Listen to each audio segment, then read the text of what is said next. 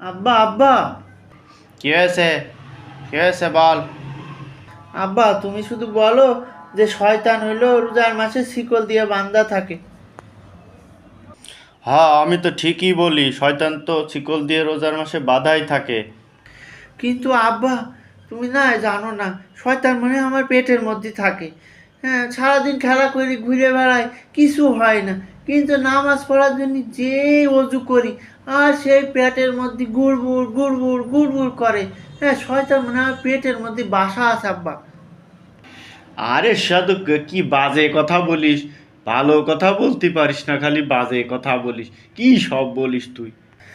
না আব্বা, আমি সত্যিই বলছি, আমার পেটের মধ্যে গুড়গুড় করে। আব্বা, কি কষ্ট করে চাইপিয়ে ধরে যে নামাজ পড়তে হয়, মনে হয় শয়তান এখনই বেরিয়ে যাবে। আব্বা, সত্যি আমার পেটের মধ্যে শয়তান থাকে আব্বা।